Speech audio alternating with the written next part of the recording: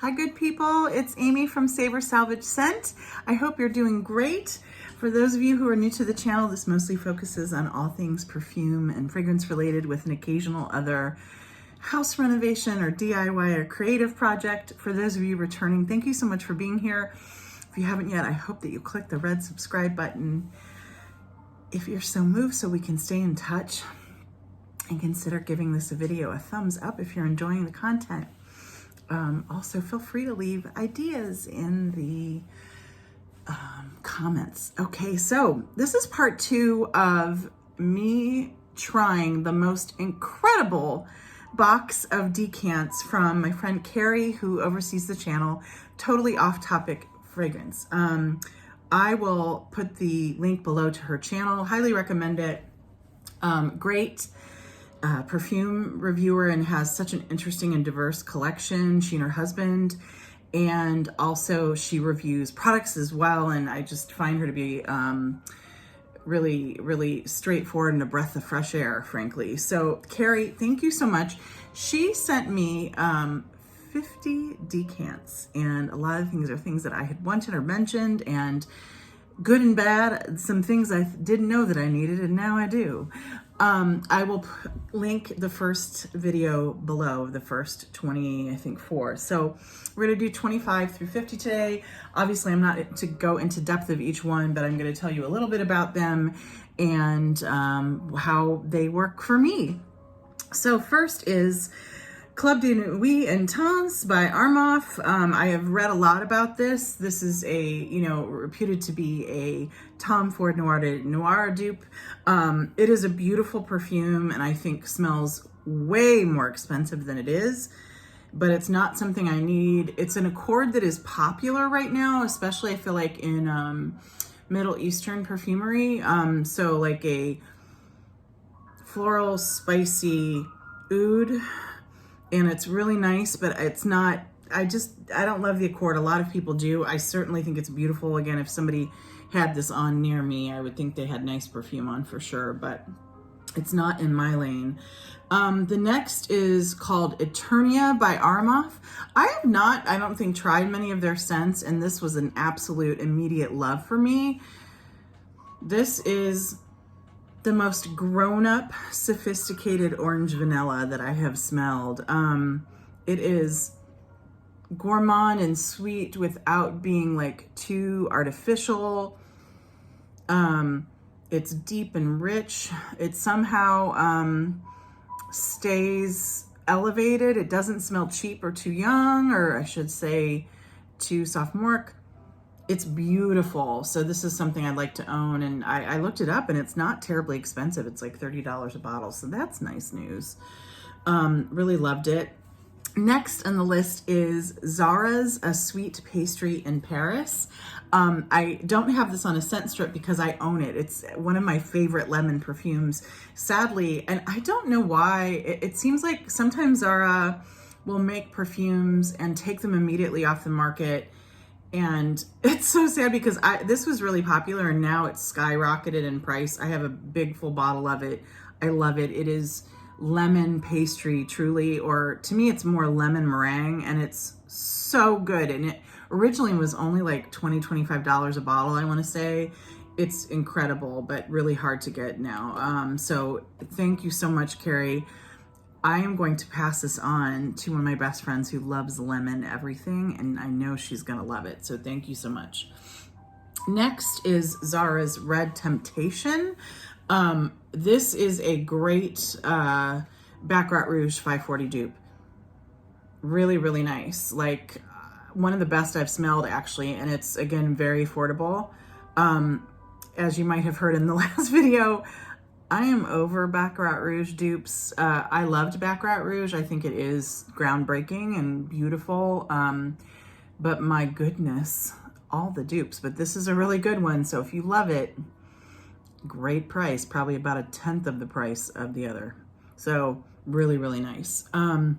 Next is, I've been dying to try some scents by Jesus de Pozo. Tell me if I'm not pronouncing the name right. I've read about Halloween and some of the others for years. This is Halloween Man X. This is gorgeous. It is, I think, you know, obviously sold as a masculine scent. It definitely has fougere quality. So it's lavendery for sure. It's definitely got lavender and it's got tonka. The thing in my collection that is closest to this is Rochas for Man. And I love it and I wear it and I always get compliments on it. It is also a lavender fougere with gourmand qualities. And like this, it has this Halloween Man X has not only lavender, but it also has things like tonka and coffee. And so does Rochas for Men. So I really, really love the Rochas and I own it. So I won't need this. But if I didn't, I would buy this. It's so, so nice. It's like, it's got these like unisex or even male leaning qualities that don't quite read as screechy for me, which some male scents really do. They have this like super aquatic or super chemical scent. This is beautiful. It's really a cross between a fougere and a gourmand, and it's just gorgeous. So that's Halloween Man X. Next is one of my greatest loves of the 50 she sent me. This is by the house of, I don't know if it's a house, I think it's a company that makes men's like shower gels and shaving products and things like that called, I think it's Cremo. This is called Spice and Black Vanilla.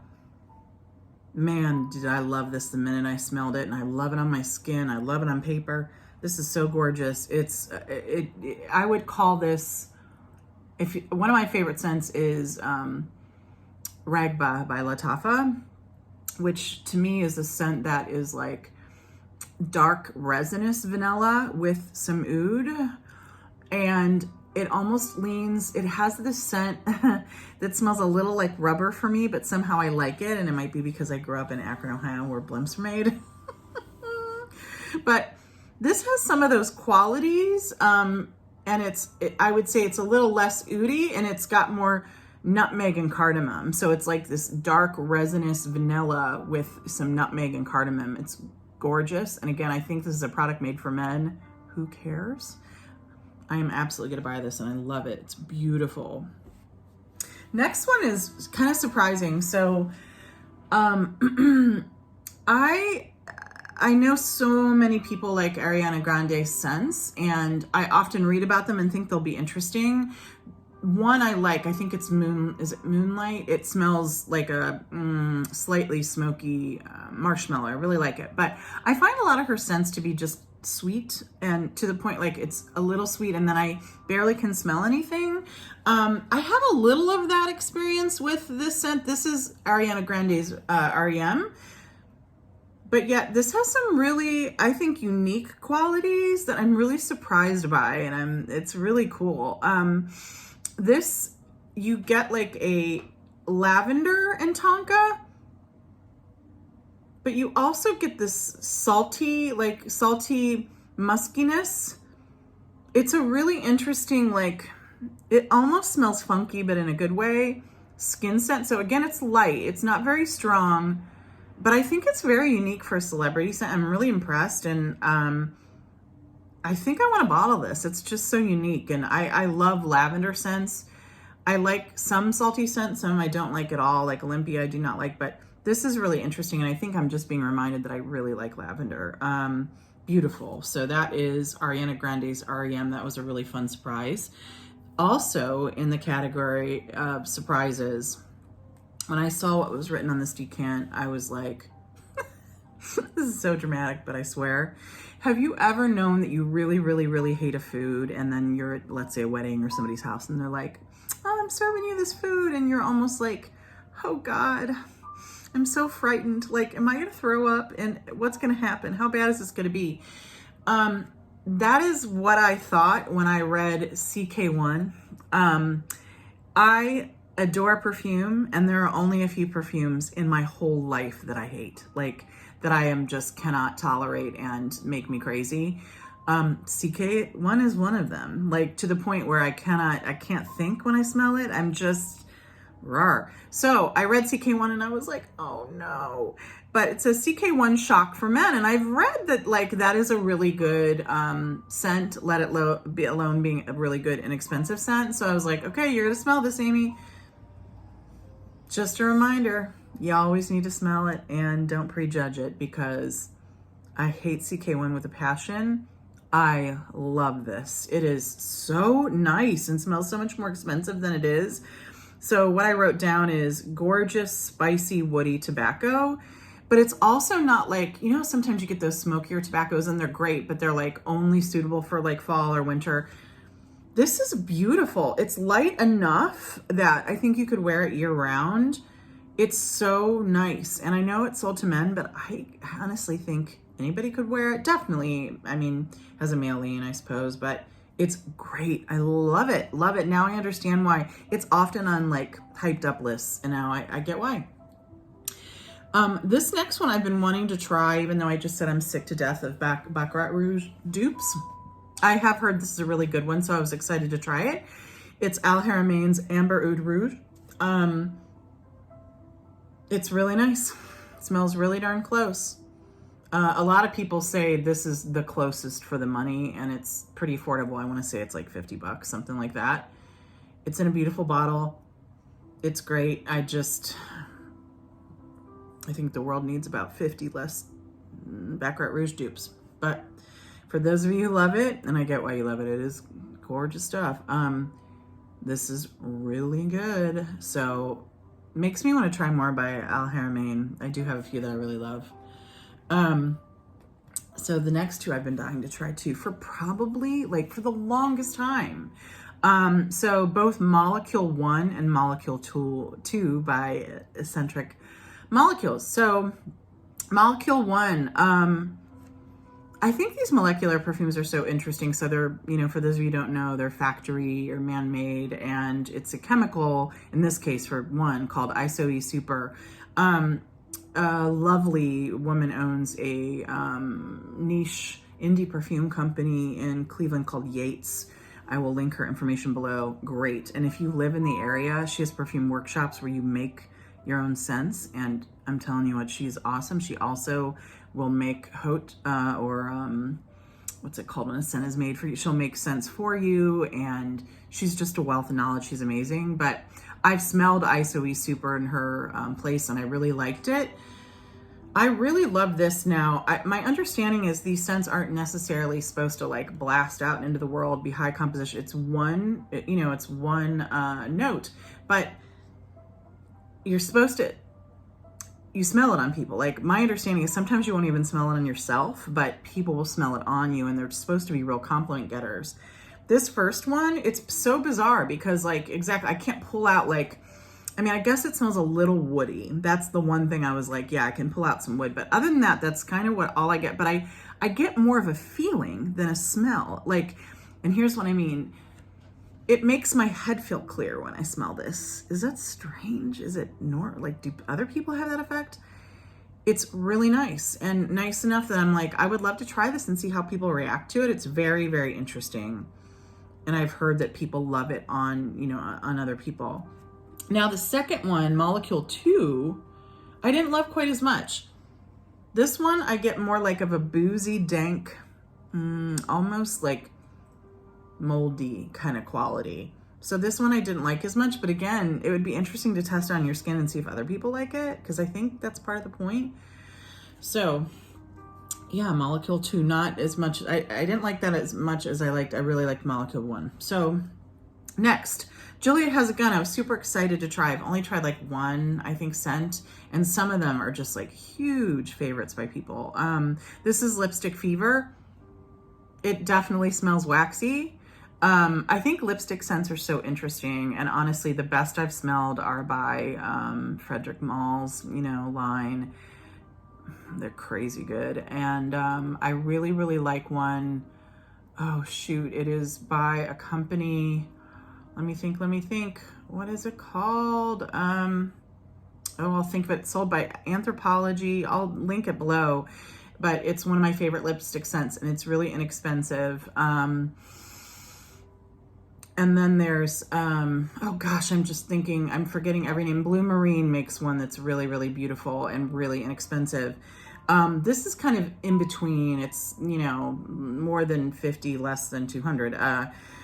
I don't love this one. It's just, it comes out more waxy as it does. I feel like some of this cosmetics scents that I love smell like the inside of a handbag and makeup. And they often have like a bit of a floral or a sweet smell. I just kind of get wax from this. It's certainly interesting, but it's not one that I think, you know, stands out enough for me that I would need it. The next is another Zara. It is Rose Gourmand, and I know a lot of people talked about, you know, like Zara, like their clothing, I think makes like fast fashion perfumes, you know, so they're probably inexpensively made, and so that a lot of people can have them, which is great in some ways. I know a lot of people have blown this scent up and it's sold out at times, and I was expecting to really love this. It's really nice. I don't need it, but here's why I don't need it. I wrote if Baccarat Rouge 540 and Tocade. So Baccarat Rouge 540, you all I'm sure know about, but Tocade is a rose vanilla, like a rose vanilla candy. It's like the two of them had a baby, and it's really, really nice. And it has like a marshmallowy quality. It's beautiful, but because I have some other scents that kind of quench that thirst for me, I don't need it, but it's really good, and I see why people like it. Next is unfortunately one that I need. I smelled this in the store with my friend Autumn. It's Libre Intense by Yves Saint Laurent. When Libre first came out, people were crazy about it, and it has this honeyed orange blossom quality that Jean Paul Gaultier's Classique has that I do not like. And so I did not love this scent. Again, you know, like somebody at work was wearing it for a while and I thought they absolutely smelled good. It just wasn't my favorite. But this, unlike the original, leans to me more lavender. And I think I wrote, this is one of the nicest lavender gourmands. And it's interesting because, like, for those of you who don't know, I'm the biggest Guerlain fan, but where people are going bananas over Mon Guerlain, and I definitely like it. I love lavender and I like Mon Guerlain. This to me is Mon Guerlain, but better. I can't believe I'm saying that, but it's like, it's lavender and tonka and like gourmand things. I think it's tonka, I'm guessing. And sweet, but it never reaches that screechy phase. It's got a little bit of a lean like Alien does. And I mean that in the fact that like it's got a strong personality, but I just love it. This is to me like one of the best lavender gourmands. So I've had this on my want list for some time, and this reminds me that I really, really in fact do want it. Next, I've been really interested in trying some other Britney Spears scents. To be honest, I didn't think I would like them. When I read about them and the way they were described, I thought that Bath and Body Works would really quench most of that thirst for me at a much, much cheaper price. But I tried Midnight Fantasy and ended up buying it because like I went down this rabbit hole about a year ago, where I was really into, and still am, blueberry scents, like some blueberry things that I really like. And it's a really true blueberry Midnight Fantasy. And so I've been excited to try some of the others, and this is one in particular I really wanted to try. It's called Fantasy Intense. And one of the reasons I wanted to try it is because I had read that it's heavy in lychee. I love lychee. I love it in cocktails so much. I love it on its own. However, I find when it's in perfume, it can be super screechy. Like it does have a bit of a tart floral quality in, you know, the natural world, but sometimes in perfume, it's almost like, whew. But I don't know why this cheapie works for me. Like this is some of the things are in the original Fantasy, which are like whipped cream and like gourmand notes, but mixed with this lychee and I think kiwi. I don't know why I like this. Honestly, on paper, I look at it and I'm like, it sounds like it would not work. Like the cream would curdle the fruit or vice versa. I like this somehow. It really gives me the lychee thing, but it never gets into screechy category for me. So I would really like to own this. It's really beautiful. Next is another I've heard about for years. I remember when I was first, I mean, like maybe the second 10 years I was collecting perfume, I remember people were talking about Mancera's chocolate greedy like crazy, talking about it was like the perfect chocolate. I don't like it, y'all. And I think part of it is I don't really like chocolate a lot, or at least I don't like milk chocolate the way a lot of Americans like. And I know I'm the weird one, believe me. If I'm gonna like have chocolate, I need a little coffee in it, or I need it to be highly vanillic, or I need it to be dark. I need some kind of like, something more. This, when you first spray it, smells so synthetic and cheap. I just was like, oh my God. And again, I think it's just because I don't like that kind of chocolate. But when it dries down and I smell it, I'm like, it now smells like cocoa powder and it's beautiful. And I bet it would be nice on somebody's skin, but because of my aversion for milk chocolate, it's just not in my lane. The next few, I have read about a company called La Rive for years who make really, really inexpensive knockoffs of designer perfumes. And I was really excited to try them. And, it's interesting because sometimes you can find knockoffs that are really, really close or even better. Like I feel that a few Dossier scents that I have are like, honestly, they're of scents that I could never afford. And sometimes they're even better. They're longer lasting. I personally don't really like these two scents. And the first one, it's called La Rive Sweet Hope. And I had read about it. It's supposed to be close to Hypnotic Poison. And it just shows you, if you really love a perfume sometimes, and I think this is the way some people feel about Baccarat Rouge. My friend Autumn, she has tried probably, I think, every Baccarat Rouge dupe and ended up buying the original and being like, why didn't I just buy the original? Because it's so good for what it is. It's really well made. But sometimes you can find cheap dupes and they're great. This one, I love the original Hypnotic Poison. And I think some of what I love about Hypnotic Poison is what some people don't love who hate it. So I love that it has a root beer quality and it has a bit of licorice. Now it has other gourmand qualities, very vanillic and lactonic, that a lot of, I think, people like. But what really gets me, that really hooks me about Hypnotic Poison is the root beer licorice facet. Those do not come out in this, and therefore it just smells sweet. It's great probably for somebody who doesn't like licorice. But for me, it's like, I love the original because it's got that bit I love. The next one is called La Rive Fleur de Femme, and this is supposed to be a Poison Girl dupe. And I've heard really good things about Poison Girl, but I think I'm just, we all have our biases, and one of my biases, I love the old Dior style, and this smells really like, I know it's what a lot of people like now. It just smells like sweet honeyed fruit, and it's kind of nondescript. I just like weirder stuff. Hi, look at me, So this one, it's great that they're making dupes, but it doesn't work for me. Next was a surprise.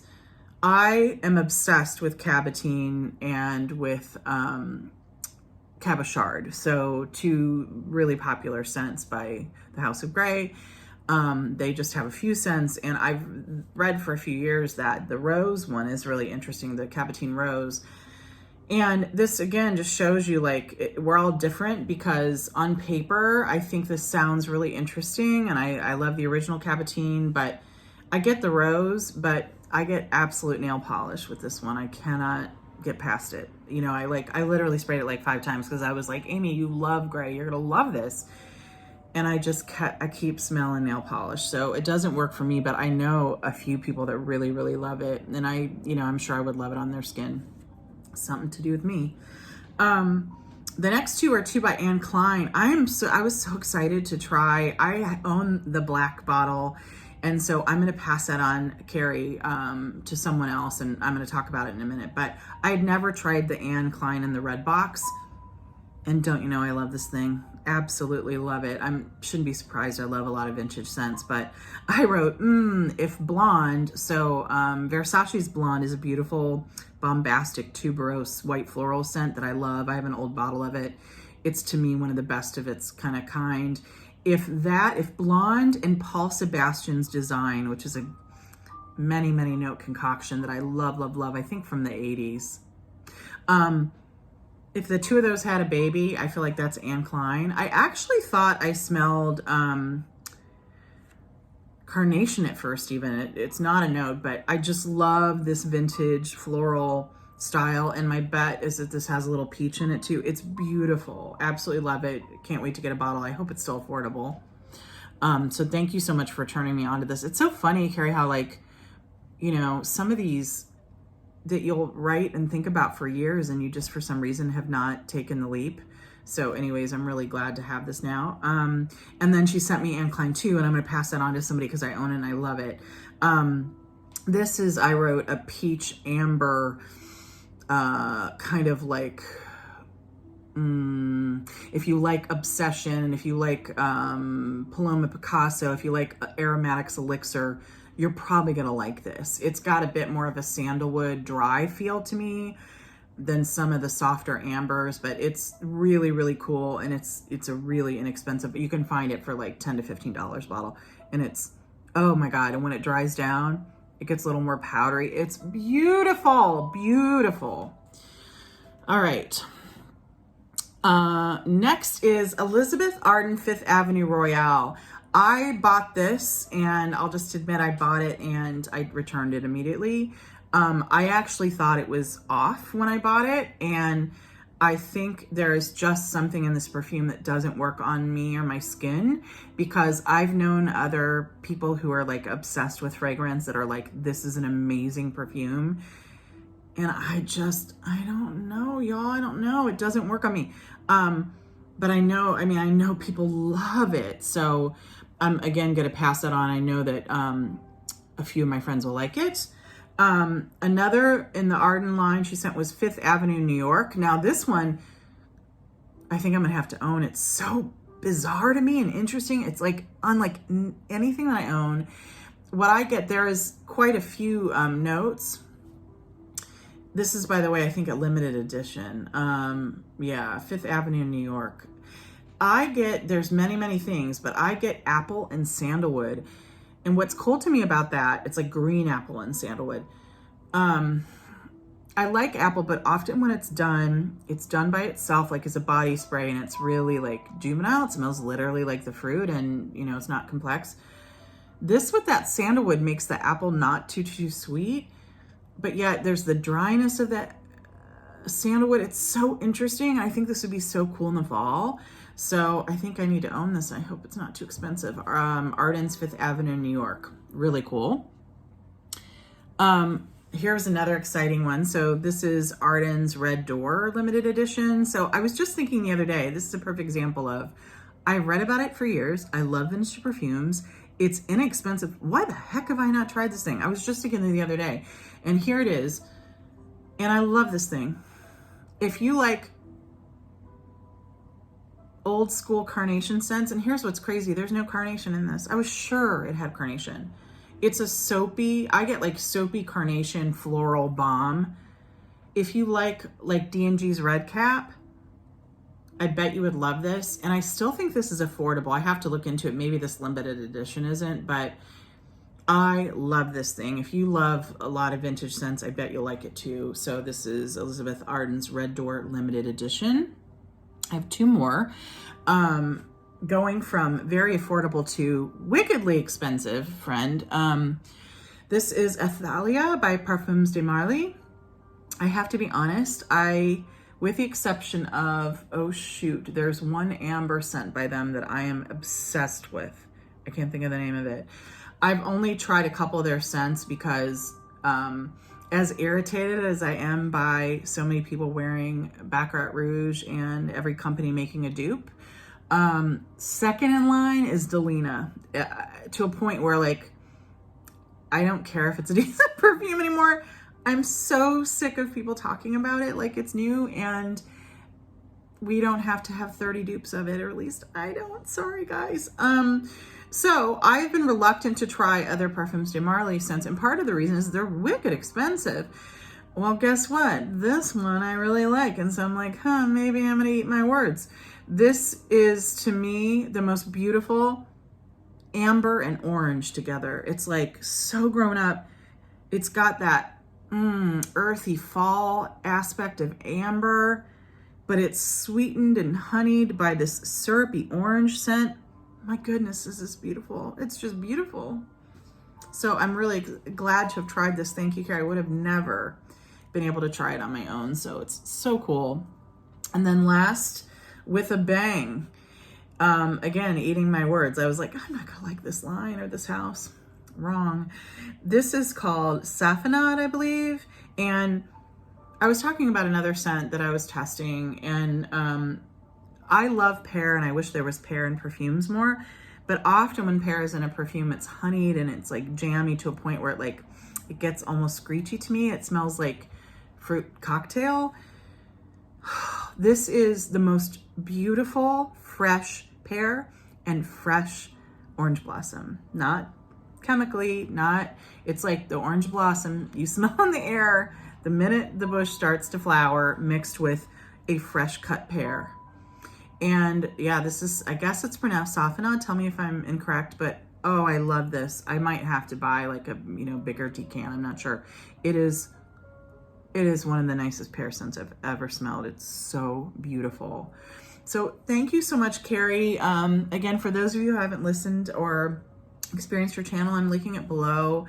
Thank you so much for this. This has been such a, beyond a treat, just a treasure trove. And I'm grateful to you.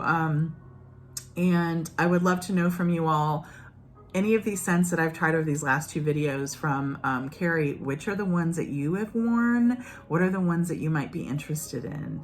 All right, have a great day. Cheers. Bye-bye.